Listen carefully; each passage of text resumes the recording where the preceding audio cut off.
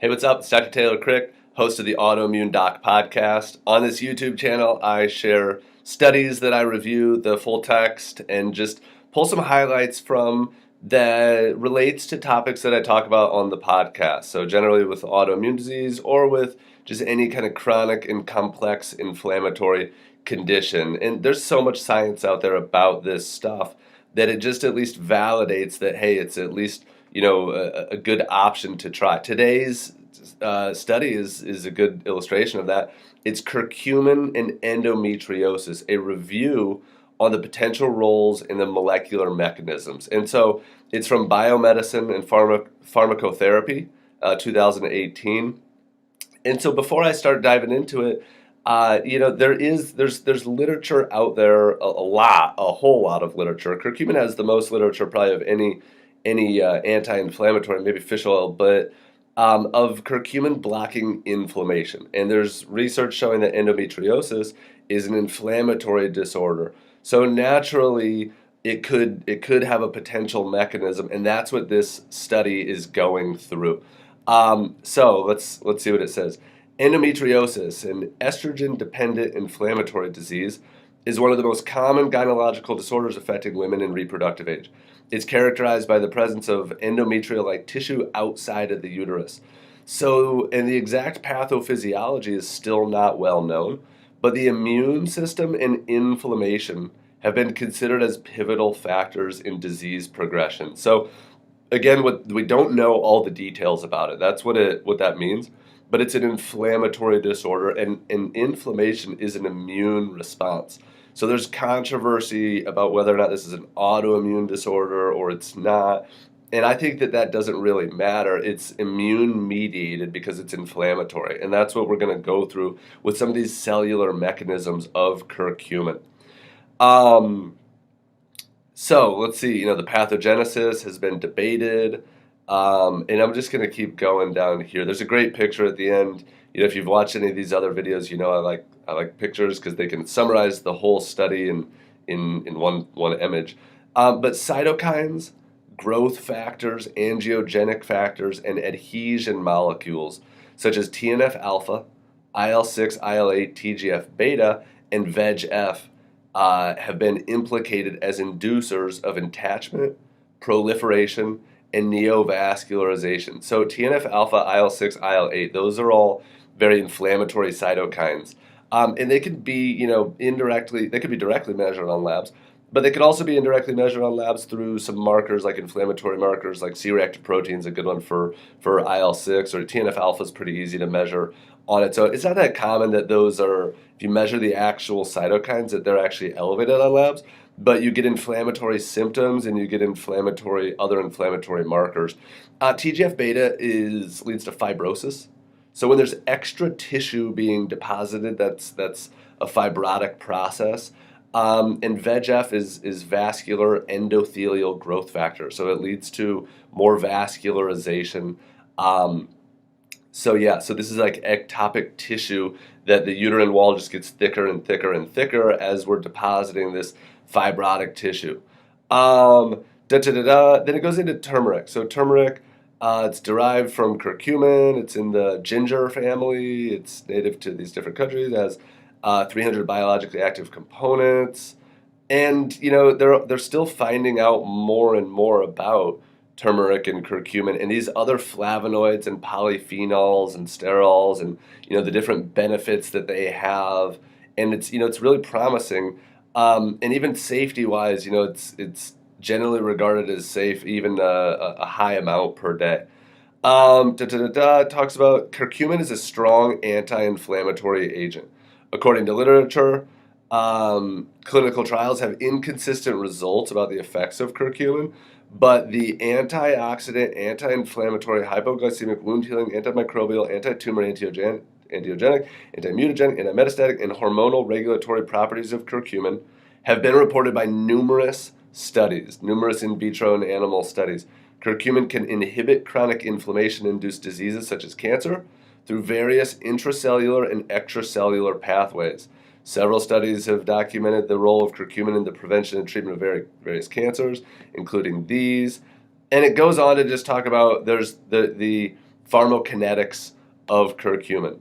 Now let's just skip down here. It talks about the molecular mechanism. So it skims through all these. So there's a mechanism that it has an impact on cell proliferation and apoptosis. We just talked about cancer, that's cell proliferation that's gone out of control. Angiogenesis, inflammation. Endometriosis is associated with inflammation of the pelvic cavity. Inflammation has a key role in the pathogenesis. And then they go into the fact that curcumin can block inflammation basically through different mechanisms that again we're going to show in this picture. NF-kappa B, TNF alpha, COX-2. In other studies, curcumin decreased inflammation through down-regulating the expression of NF-kappa B, mouse macrophages, myeloid leukemia, non-Hodgkin lymphoma, inflammatory cytokines, etc., etc., etc. It goes on and on and on because there's a considerable amount of research behind curcumin. It also inhibits the activation of inflammation by blocking the phosphorylation of inhibitor kappa B. That's the mechanism by which NF-kappa B gets turned on, and when it does, it's a self-amplifying loop. So you can block that getting turned on, then it never turns on and self-amplifies. COX-2, again, a lot of like NSAIDs and things are COX-2 inhibitors and things. So let's look at this picture. This graphic's not that helpful. It's just showing a lot of the studies. But this picture is great. So it talks about, again, some of the mechanisms. So there's a mechanism on proliferation and apoptosis. The cell number, the cell growth, this caspase activation, which is going to turn on inflammasome activation. Angiogenesis, there's an effect or a mechanism on VEGF, on MVD, I don't know what that is. Oxidative stress on reactive oxygen species, on lipid peroxidation, on protein oxidation. I don't know what TAC is either.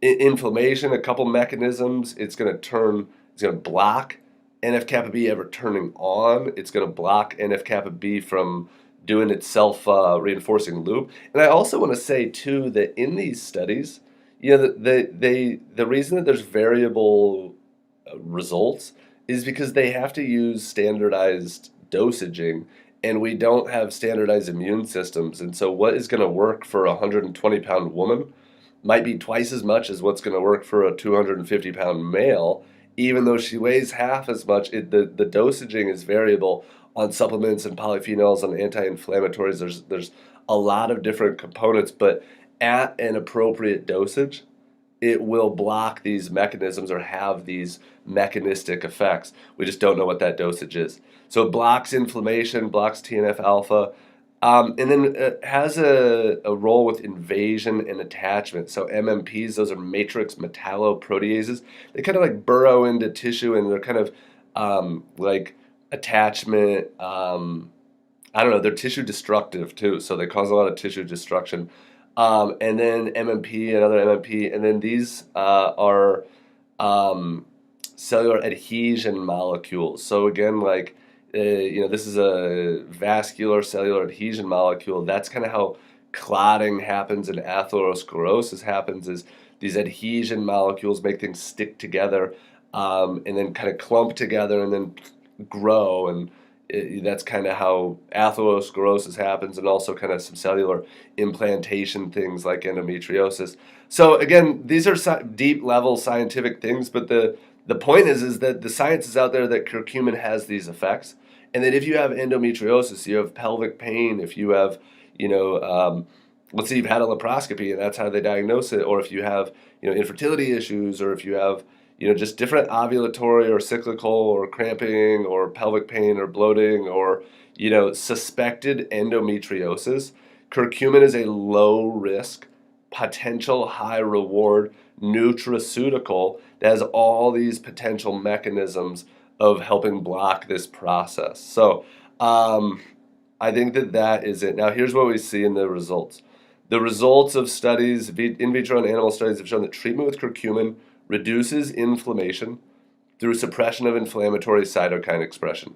It can also inhibit invasion, attachment, angiogenesis of these endometrial lesions. Moreover, it inhibits cell proliferation, causes cell cycle arrest and apoptosis. So what it's saying is that it stops these processes from ever being triggered, and once they've been triggered, it can stop them and turn them off. Thus, it may have potential benefits as a dietary and pharmacological agent for the prevention and treatment of endometriosis. However, they have to say this in every study. The studies are limited. We need more studies. According to the limited trials and inconsistent results, further studies are warranted, and they always say that. But again, the review or the report of this study that I take from this is that it's worth a shot. It's low risk. It's high reward. It's not a guaranteed thing. The dosages are variable. We need to play around with it. But we know that these mechanisms are proven in the science. And if we suspect that these mechanisms are going on in your body via symptoms or via lab testing, then we can use these nutraceuticals to try to inhibit that. And I just so happen to have this sitting here, but this is a Curcumin, and it's 500 milligrams of turmeric. I also use, that's not my most commonly used one, I most commonly use liposomal turmeric, but yeah, there's different ways that you can take it. This one's considerably more inexpensive, so you can do it at much, much higher doses, but there's argument of whether it absorbs better and different things. That's all between the supplement brands, I would say. In the research, that's what we look at, is just that, hey, this compound has this mechanism, so let's try some different dosages, let's try some different brands, let's try and see if we can shut down this mechanism with different patients and different things, and trying to kind of perfect the craft of trying to shut down these mechanisms or help people shut down their own mechanisms is more like it.